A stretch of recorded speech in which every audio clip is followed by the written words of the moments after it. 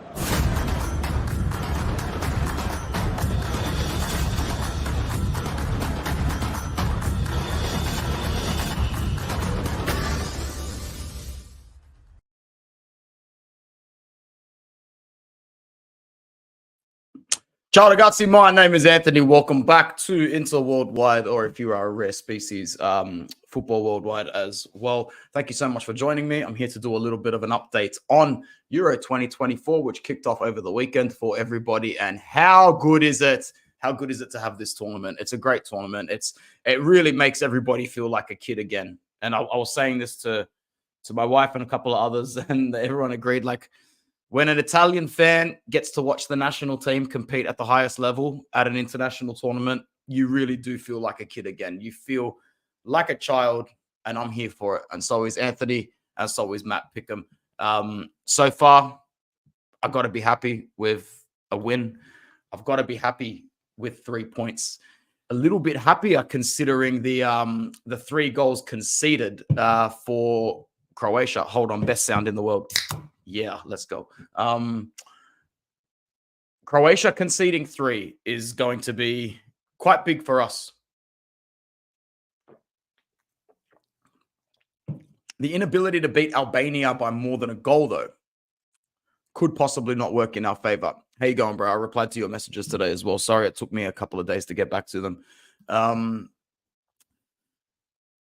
So far we've got +4 goal difference on the side that should be our closest competitor. Spain's going to smack Albania in the last game. And to be honest, it's probably a little bit better that we've got Spain in the second game. We might just be able to pull a slight upset here and get a point. And if Italy can get a point out of Spain, it will really rock the foundation of Croatia going into the Albania game and the last game as well. I wonder who kicks it off first. All of these questions will be answered in this particular stream. Yes, it was horrible defending. It was horrible defending. It was a great finish, don't get me wrong. The pinpoint accuracy was great, but their defense was poor. Letting a player like Alvaro Morata get into that position to score the first goal as well is absolutely bizarre. What's going on, Z? Big up to yourself. Thanks for coming in. And thank you to the 20 people that are with us right now on all platforms. Like the video, subscribe if you are new, or like anything that you see, follow anything you see. I don't even know where you people are half the time, and that is A-OK. I'm just going to look, so far, I think that all the teams that were expected to show the bare minimum have showed the bare minimum of what they've come to this tournament for. And that is to get the points where they are favorites. Get the points where they are favorites. It's important, man. It's really important to win the games that you're favorites, because anything can happen when you come down to a crunch game or need to have a bad day against a no, I would disagree with that, Z. I would say that the team that looked the best so far was Germany and Spain, but I still don't think that'll be a true representation of what we see from them tournament-wise this year. So far, obviously 5-0. We had the 5-1 for Germany over Scotland. How did everybody find Switzerland versus Hungary? Because I felt really guilty about thinking that Hungary were going to pull an upset, because as soon as the game started, we saw exactly what Switzerland are there for. They are killers, blood. They are the most undercover killers in every international tournament. Have been since I was a child. And I just, they're going to cruise into this next round. They're going to absolutely cruise into this next round. They're going to spank the shit out of Scotland. They will probably make life really, really hard for Germany. Really hard. It would not surprise me whatsoever to see Switzerland get a, let's go. It would not surprise me to see them get a point out of Germany. And who knows? Like, they probably won't topple the goal difference considering the 5-1 that Germany just aced over Scotland.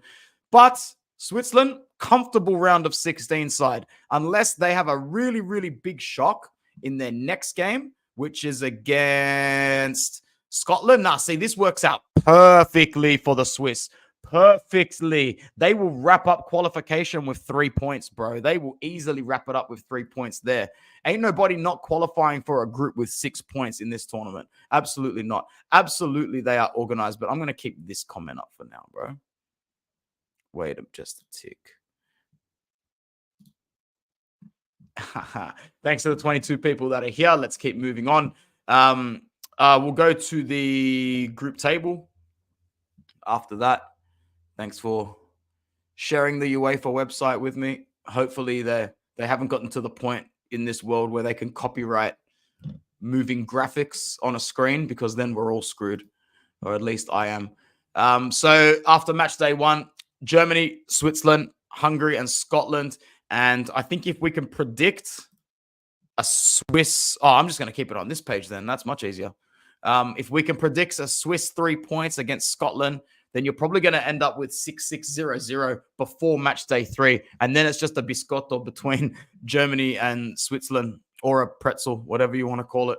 And they can break that down the middle, with Germany probably slightly winning it. It probably ends up 7-7-3-0 or 7-7-1-1 at the end of this group, with Germany maybe just sneaking it on goal difference. Although you never know.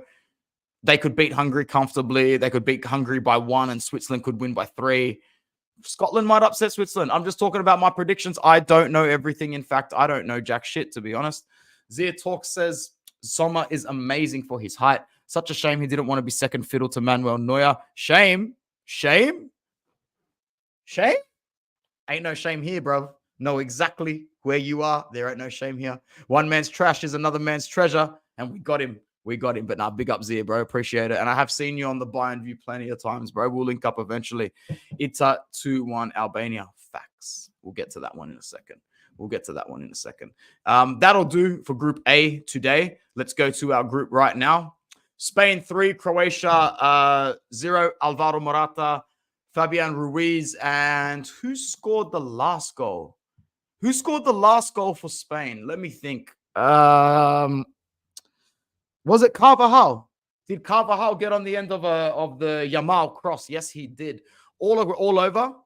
Good game for Spain. Very good win for Spain. Very shitty result for Croatia. You really, really see the holes now as their golden-ish generation of a fit Modric, Brozovic, Perisic, Rakitic all comes to a crashing end. It's not the same looking side to me. It didn't play like the same side.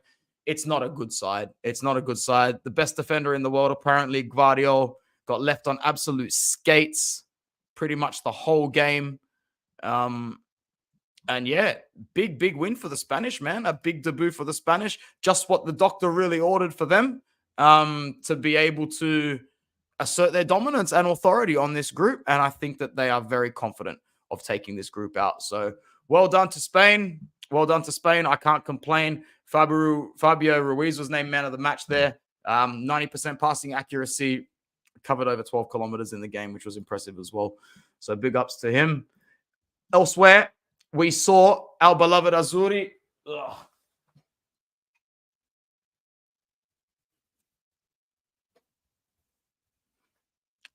We saw our beloved Azzurri take on Albania. Hey, man. Oh, bro. Put it in the comments, whoever's watching me anywhere now who's chatting away. What were your thoughts after we conceded? Did you actually see the goal get conceded live? Or were you like me and did you turn it on and then walk to the bathroom to take your morning numero uno and get back and see Albania celebrating with fans and thinking, why are they showing the qualification highlights? Why are they showing the qualification? No. What? Oh, no. Oh, no. How the? Vince, did you? What? Wow. And that's what it was. That's what it was. And then I said that. Here comes the final all over again. And I couldn't believe the fact that this is the second Euro game in a row that this happened, that we conceded a goal after 1 minute to the Poms, and then we've gone and conceded one in 25 seconds to Albania in back-to-back games. Yo, pick 'em. I'm thinking of taking $10 and putting Croatia to score in the opening 10 minutes. It's probably paying 10 to 1, 15 to 1. We should go and chuck it on, bro, just for a laugh, and then double it up with Italy or draw. Probably going to draw this game against Croatia 1-0 or 2-2, in my opinion. Anyway, let's talk a little bit about the game against Albania, and let's talk about some factors about the game as well. Chiesa was named man of the match for his 77 minutes, 7.9 kilometers covered. He played well. However, I really do think, I'm not going to put any video up, actually. I really do think that Barella deserved this man of the match. We lined up with Jorginho, Barella, Fratesi, Pellegrini, Chiesa, Scamacca. I saw some people commenting before the game on Twitter that, oh, this looks like a very unusual formation. Bro, is this the first Spalletti game you've ever watched in your life? This is his formation, mate.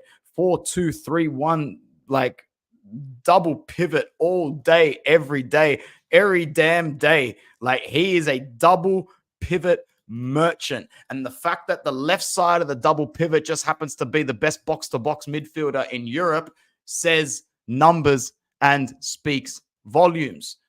Bro, Nico Barella is the best box-to-box midfielder on the planet, has been for so long. I love the fact that I was onto him first, and I'm going to keep pumping it until people are bleeding from their ears, because I don't give a fuck. This guy is about as truth as it gets. His work rate off the ball, his ability to play that many minutes. This guy's a midfield hack.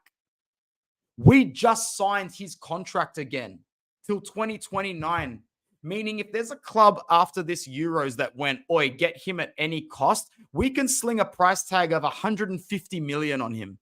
160, 170, 180. Hell, man, start the bidding at 200 M's.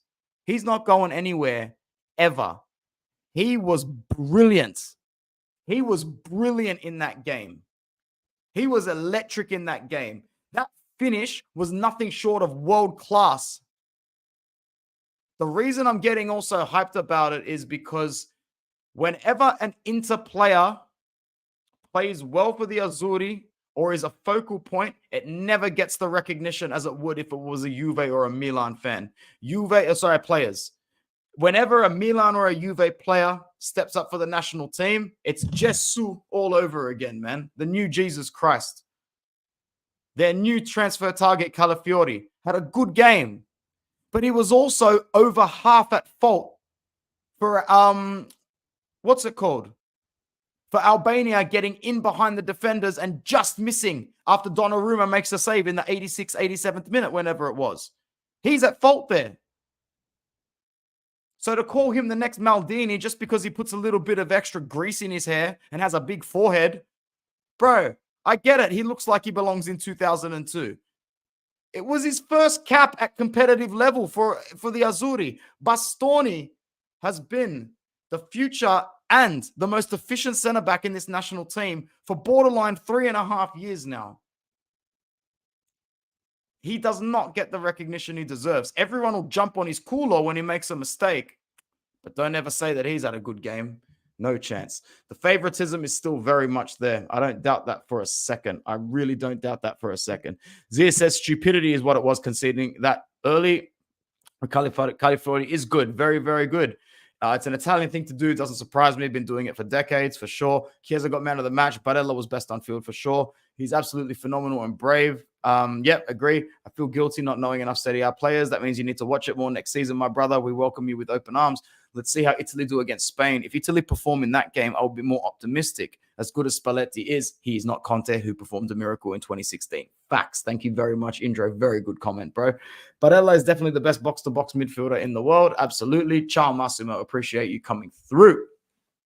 Some good stats for us to look at as well in this one. 16 total attempts to 8. We were definitely peppering the goal a lot more. 93% passing accuracy to 86. 5 corners to 3. 763 passes to 330. So, you know, a lot more time on the ball and a lot more movement with the ball, longevity-wise when we've got it as well.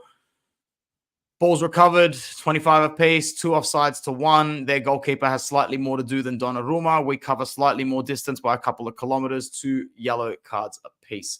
Pretty even game, actually. Pretty even game, unless you want to just consider like just on the ball possession. Overall, any interesting stats there? 5 shots on attempts on target to 2, 5 attempts off target to 4, 2 blocks to their 6. 58 total attacks to 16. So obviously faring better in the attacking phase of the game than Albania. 66% possession, as I said. A lot more passes, short passes, a lot more efficient. Just overall holding the ball for much, much longer periods of time and just being patient with it and scoring our 2 goals and realizing that Albania don't really have the technical quality to break us down. They're going to have to do something pretty spectacular to break through this Italian side, and it didn't really look like happening in the second half, even as it got late. I wasn't edge of my seat panicking like I am for a lot of the time for Italy and most of the time for Inter. I don't think he's junk. I actually thought he was creating good lanes and running off the ball very, very well, but his end product is not there, bro. We are so far away from a good striker, bro. We are so far away from a good striker. We need to call Christian Vieri back today, man, because he's got to be better at his age than these guys are. Honestly, Spalletti tends to make the wrong substitutions. Yo, don't you remember this being a topic of conversation every week for 2 years, Indro? Don't you remember this being topic 1 on every match reaction? Because we remember here. 31 people with me right now. Thank you so much. Appreciate it. Cambiaso as right wing and Darmian as left back is just not it. Darmian anywhere is it for me. But I get exactly what you're saying. We are void of quality, bro, and we're going to stay void for a while. We don't have the depth, and we definitely don't have the depth to chase a game. So we need to start strong, bro, because the way that we had to chase down Albania, we can't chase Spain. We won't chase Croatia. We won't chase anybody, bro. Italy needs to be borderline perfect now in order to keep us going. Next game, obviously, against Spain. Let's do a little prediction and embarrass ourselves. Do we go optimistic? Do we go 1-1? Or are we going to lose that game? I think we're going to lose that game, boys. I think we are going to lose to Spain. I'm going to go 2-1 to Spain. I don't think we make it easy for them, but the drop in quality is definitely there. Definitely there. If we can come out of Spain with a point, I will be ecstatic. I will be ecstatic knowing that even a 1-goal defeat and a small win for Croatia means that we can draw in the last game. We just got to get that draw in the last game. Also, it's very possible that 4 points now might just get us through as one of the third place sides. 4 points is more than enough to get you through in third. And I think that I think that 4 points gets us through, even if we were to lose against Croatia, believe it or not. If we were to draw 5, 5 would get us through in second at this point here.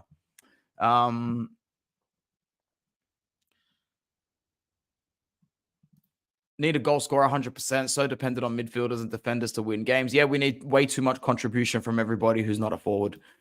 Italy wins Group B. Audacious.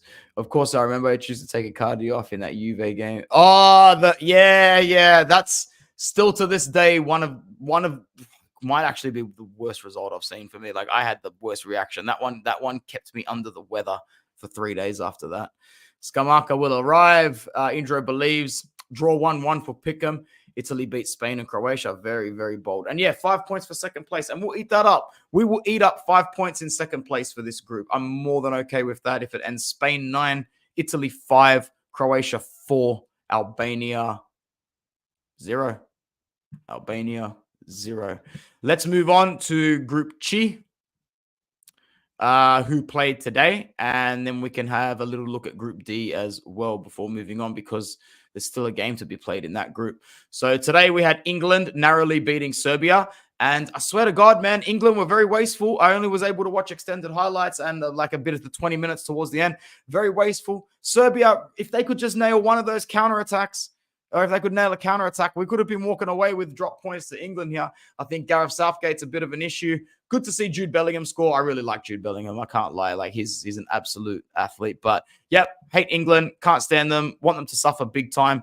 That point between Denmark and Slovenia is really going to help Slovenia. Slovenia are going to be looking at their tournament now going, oh, my God, do we actually stand an outside chance here? Because Denmark are playing England next. And if Slovenia can pull off a huge upset, not a huge upset, but still an upset, although Steve had them in second to qualify, and I had them in third over a fourth Serbia. So if they can just get a narrow win there, Slovenia, and I do believe that England will beat Denmark, then you could be looking at Slovenia on 4 points going into the final match day, and only needing a point out of England, who will be happy with a point because it gets them first, or knowing that they can almost pray that Serbia can grab a draw against Denmark. Yeah, we'll see. Lamine Yamal scored against DiMarco. Lamine Yamal against DiMarco is not looking good for me. No, that's not looking good for anybody. Plus, I really want to see Buongiorno and Bastoni, a duo against Spain. Hopefully, I think I want that as well. Thoughts on my Saudi League midfielder, Milinkovic-Savic? Still probably best on ground for Serbia today, but I'm afraid to say, brother, as someone who watches a lot of Serie A versus someone who doesn't watch Serie A, we've seen versions of Milinkovic-Savic that would absolutely pop your mind, bro. That guy, for year on year on year on year, was the undisputed best midfielder in the league. Lotito should have cashed in properly when he could have. He probably could have got 100 M's for him at some point. I was always really surprised that Lazio were able to hang on to him that much. And everyone in Serie A was actually quite disappointed when he went over to your league, because we did think it was, him taking his talents over there to die, because he never, ever showcased what he had for a club like Inter, Juve, Milan in Italy. He could have gone to Germany. He could have gone. Damn straight! You should be proud. You should be very happy, because he's still within his peak years. I don't watch him in your league, obviously, but as I said, man, like he was the shit. He was the shit in Serie A. He was the only reason Barella wasn't the best midfielder, or Brozovic wasn't the best midfielder in the league as well. Like, he was really, really good, man. And he could have played anywhere. He could have played for teams in England. I can guarantee that. 37 people with me live right now, which is awesome. Like the video, subscribe if you're new. Twitter, it looks like England didn't impress against Serbia. No, they didn't impress, bro. But hey, it's opening game in a tournament where we've seen Argentina lose opening games and go and win it, and Spain as well. So never back the tournament after match day one, brother. Never back the tournament after match day one. He was unbelievable for us. I swear to God, attacking, descending, link up play, physicality. Yeah, bro. He is the complete midfielder. Sergej Milinkovic-Savic is the complete midfielder. Oh my God. Gagliardini. It's not even fair to say he's a poor man's Milinkovic-Savic. There is not a single attribute that he has that SMS does. They are completely different midfielders, even if Gagliardini's trying to possess his qualities due to his physical structure and stature. You just don't compare these two players together. You don't do it. It's not the same. So yeah, man, next match day, pretty important here. And I think Steve was onto something. I'm glad I listened to him, because I actually think Slovenia might even get a point against Serbia and still go into the last round and make it difficult for England. Could be wrong. One game in Group D so far. Although I was happy to see the Netherlands win, as I always am. Had they drew that game, they were the last leg on my multi and would have turned over extra profit from the weekend. But we will take the win for the Dutch, I guess. They went down early. Very early. Forget who scored the goal for Poland, though. So let's just check on the stats for this game. I really wanted to wake up for this game and watch it properly, but I couldn't get out of the bed at the freezing cold time at 5 o'clock. I got out of bed literally at halftime and then just, shower, watch the second half. So I was able to watch like half an hour. Even then, who got player of the match? That Cody Gakpo. Yeah, played well, scored a goal. Buksa scored for Poland. Good starting lineup, though, considering the adversities that have been faced by this Dutch side so close to kickoff. Like, imagine losing Barella and Pellegrini in 30 hours, or Jorginho and Barella in the space of a day and a half. Yeah? Imagine that. Imagine that, bro. Imagine Germany losing Toni Kroos and Ilkay Gundogan in 30 hours' time, 2 days before the tournament starts.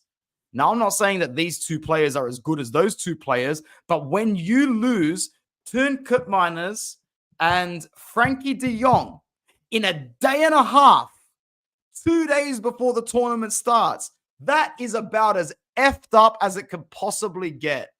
That is such a big piece of your team that has gone. That's the whole midfield, cuz. That's the whole midfield. Imagine your, what's his name? Renders, and you wake up and read the news. They're meant to be your two guys. And now he's got to do it, not himself, because the substitutions, Vermaelen isn't poor. Charlton isn't poor, but they ain't Frankie de Jong and Teun Koopmeiners.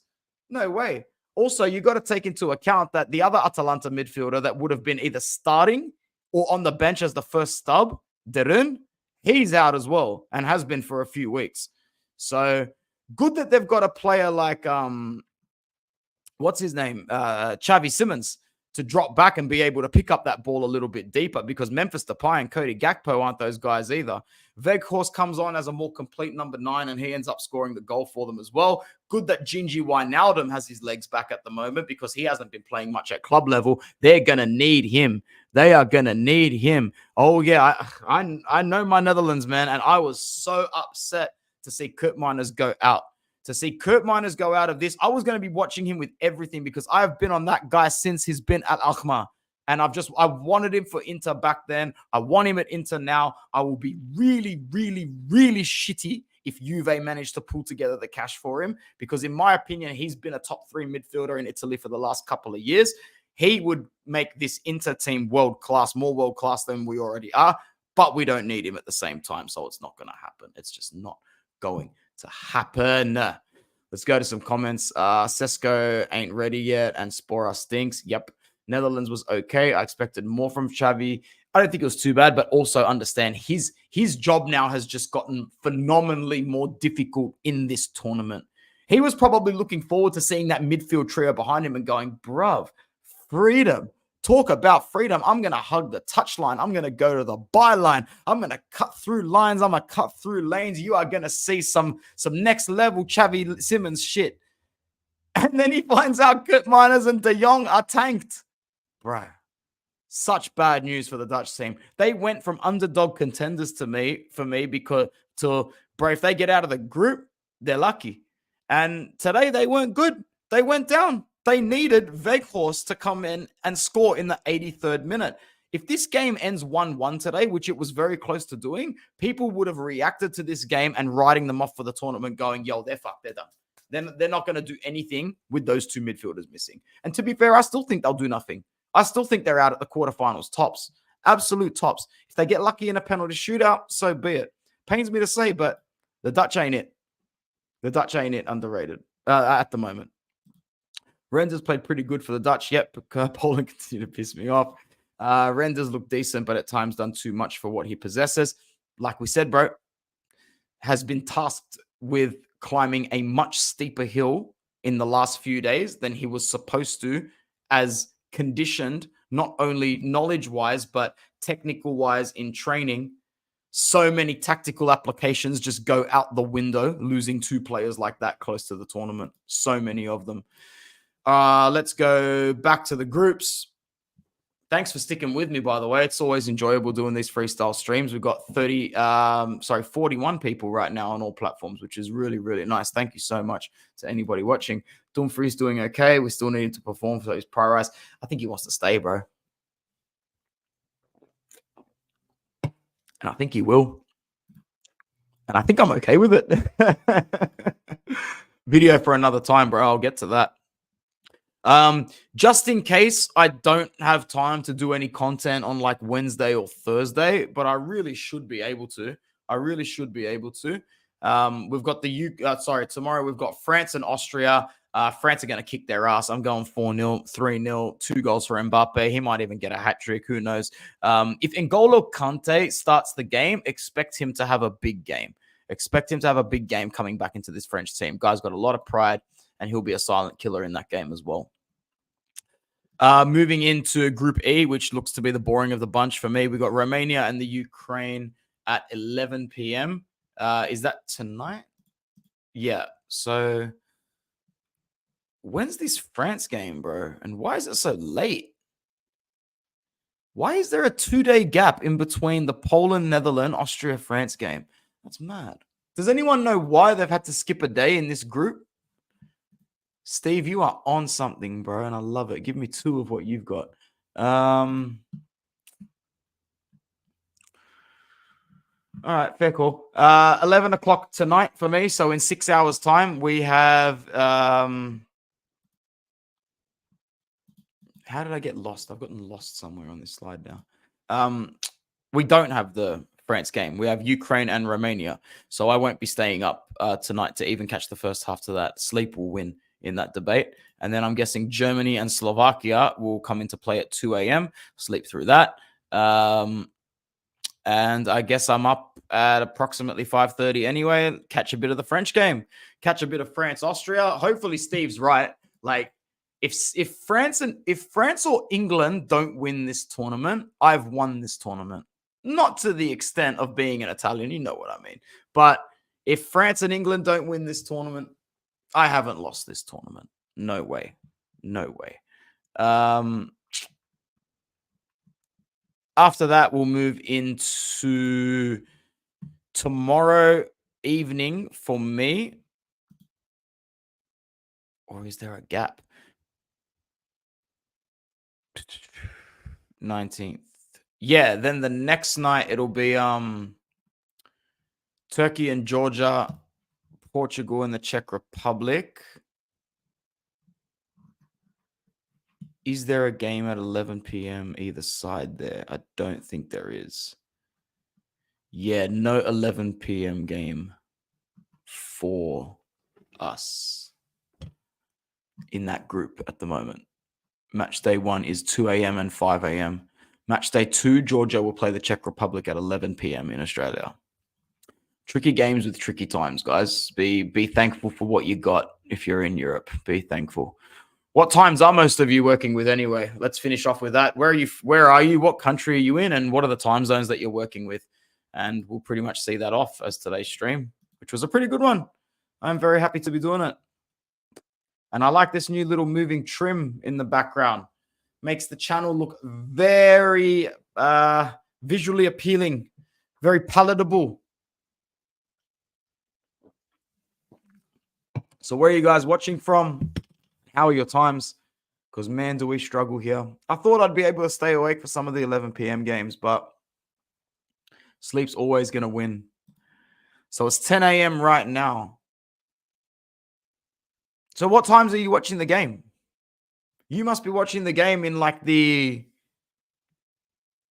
You must be watching the games at like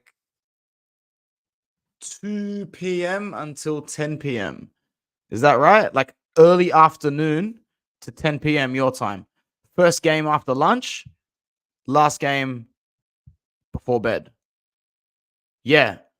You lucky guy. That is some convenient football. That is some convenient football. Bro, pick 'em. If you're still here, imagine getting home from work and the football day starts. Like even for like domestic leagues, like Coppers, Champions League and stuff like that. Imagine that. You'd never need anything else in your life. You'd be so pumped up at work as well. You'd be so pumped all day knowing that you're coming home to football back to back. I'd never live a bad day in my life. It's beautiful. All right, guys, thank you so much for coming through for today's stream. It was nice and quick. 40 minutes is not too long.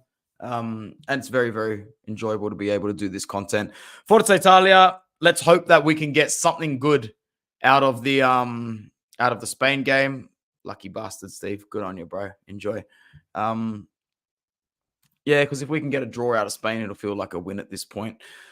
All in for Italia to go to the round of 16. All right, I'll come back at some point this week and do some more content. Thank you very, very much for sticking around, guys. Subscribe to Inter Worldwide, and if you haven't, please subscribe to Football Worldwide as well. I really appreciate it. Ciao. See you next time.